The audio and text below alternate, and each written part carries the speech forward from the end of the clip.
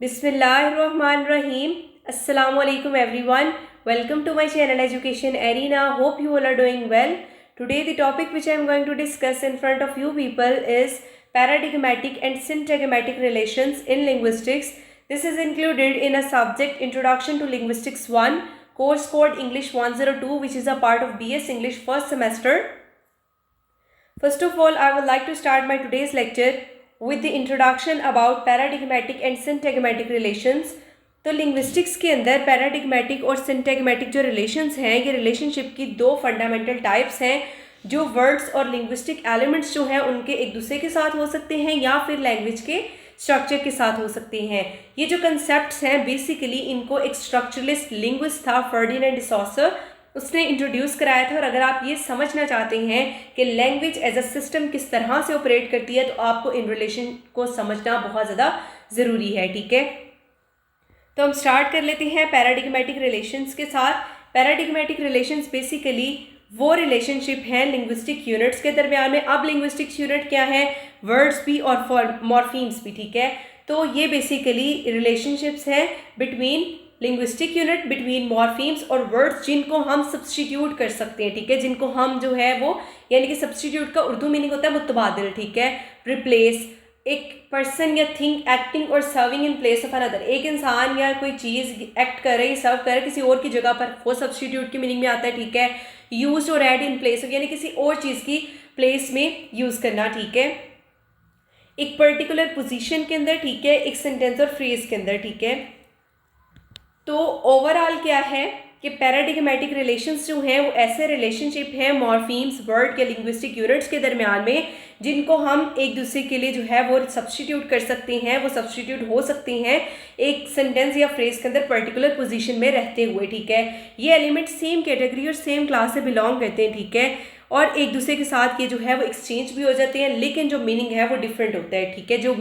Resulted meaning है वो different होता है। ठीक है, उसके बाद डेफिनेशन है पैराडिग्मेटिक रिलेशंस जो है वो चॉइस के बारे में होते हैं। ठीक है, इनमें बेसिकली क्या होता है कि लिंग्विस्टिक यूनिट्स की एसोसिएशन होती है जो एक सेंटेंस के सेम स्लॉट के अंदर होते हैं। ठीक है, लेकिन इनको इकट्ठे आप सेम सीक्वेंस के अंदर यूज़ नहीं कर सकते। तो ये इसकी बेसिकली डेफिनेशन है। नेक्स्ट चलते हैं एग्जाम्पल की तरफ। फॉर एग्जाम्पल एक सेंटेंस है the cat is on the table. अब इस सेंटेंस के अंदर जो वर्ड कैट है उसको हम रिप्लेस कर सकते हैं नाउन्स के साथ, लाइक डॉग, बुक, एप्पल और कप के साथ। ठीक है, क्योंकि ये पैराडिग्मेटिकली जितने भी वर्ड्स हैं ये नाउन की कैटेगरी से बिलोंग करते हैं। ठीक है, अब जो सेंटेंस है वो ग्रामेटिकली तो करेक्ट है लेकिन उसका मीनिंग चेंज हो गया। फॉर एग्जांपल पहले जो है वो cat is on the table, the dog is on the table, the book is on the table, the apple is on the table, the cup is on the table. तो यहाँ पर overall meaning तो पूरे sentence का change हो गया है, लेकिन ग्रामेटिकली सेंटेंस जो है वो करेक्ट रहा है क्योंकि पैराडिग्मेटिकली ये सारे वर्ड्स एक ही जो है वो नाउन की कैटेगरी से बिलोंग करते हैं। ठीक है, की आइडिया क्या है? पैराडिग्मेटिक जो रिलेशंस हैं ये वर्टिकल होते हैं अपनी नेचर में, क्योंकि इसमें एक वर्ड की रिप्लेसमेंट की जाती है दूसरे वर्ड से। एक स्पेसिफिक पोजीशन, एक स्पेसिफिक सेंटेंस के अंदर एक स्पेसिफिक पोजीशन होती है। ठीक है, उसमें एक वर्ड को दूसरे वर्ड्स के साथ रिप्लेस किया जाता है और अल्टरनेटिव चॉइसेस जो हैं उस स्लॉट के लिए उसका एक सेट क्रिएट होता है। ठीक है, फिर नेक्स्ट एग्जाम्पल क्या है? फॉर एग्जाम्पल एक सेंटेंस है शी रन्स एवरी डे। अब जो वर्ब है रन्स, ठीक है, उसको रिप्लेस किया जा रहा है वॉक्स, स्विम्स और रीड्स के साथ। ठीक है, ये जितने भी वर्ब्स हैं बेसिकली ये एक पैराडिग्मेटिक रिलेशनशिप में है क्योंकि ये सारे जो है वो सेम ग्रामेटिकल कॉन्टेक्स्ट में रहते हुए एक दूसरे के साथ सब्स्टिट्यूट हो सकते हैं। ठीक है, नेक्स्ट हम चलते हैं सिंटैगमेटिक रिलेशंस की तरफ। सिंटैगमेटिक रिलेशंस जो हैं ये बेसिकली लीनियर रिलेशनशिप हैं। ठीक है, लिंग्विस्टिक यूनिट्स के दरमियान में जो एक सीक्वेंस के अंदर जो है वो को अकर होते हैं। ठीक है, मीनिंग को क्रिएट करने के लिए फोकस जो है बेसिकली इस पर होता है कि किस तरह से वर्ड्स जो है वो कंबाइन होते हैं और एक दूसरे के जो है साथ वो अरेंज होते हैं एक सिंटैक्टिक स्ट्रक्चर के अंदर। ठीक है, अब डेफिनेशन इसकी क्या है?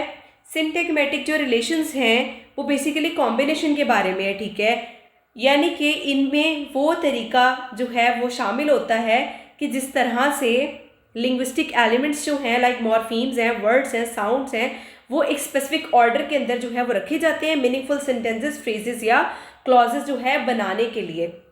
यानी कि इन रिलेशनशिप में क्या होता है कि किस तरह से वो तरीका बताया जाता है कि लिंग्विस्टिक एलिमेंट्स जिनमें वर्ड्स हैं, मॉर्फीम्स और साउंड्स हैं, वो एक स्पेसिफिक ऑर्डर के अंदर जो है वो इकट्ठे होते हैं मीनिंगफुल सेंटेंसेस, फ्रेजेस या फिर क्लॉजेस बनाने के लिए।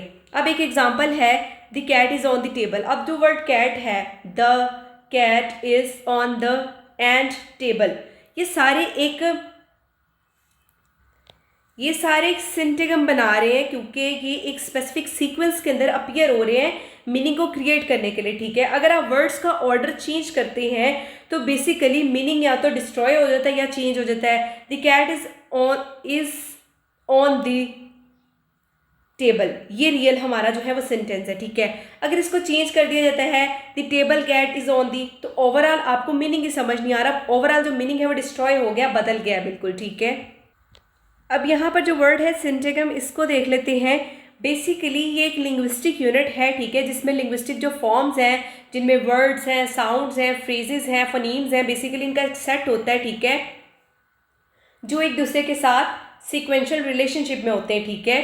तो बेसिकली इसको हम सिंटेगम कहते हैं। नेक्स्ट हम चलते हैं इसके की आइडिया की तरफ। जो सिंटेगमेटिक रिलेशंस हैं वो हॉरिजॉन्टल होते हैं। पहले हमने पढ़े थे पैराडिग्मेटिक जो रिलेशंस हैं वो वर्टिकल होते हैं, ये हॉरिजॉन्टल होती हैं क्योंकि इनमें वर्ड्स जो हैं सेंटेंस के अंदर उनकी सीक्वेंशियल अरेंजमेंट होती है। हर वर्ड ओवरऑल सेंटेंस या फ्रेज का जो स्ट्रक्चर और मीनिंग है उसको कंट्रीब्यूट कर रहा है अपनी पोजीशन और दूसरे वर्ड्स के साथ रिलेशनशिप के थ्रू, ठीक है। एक और एग्जांपल यहाँ पर स्टडी कर लेते हैं। फॉर एग्जांपल एक सेंटेंस है the girl kicked the ball, ठीक है।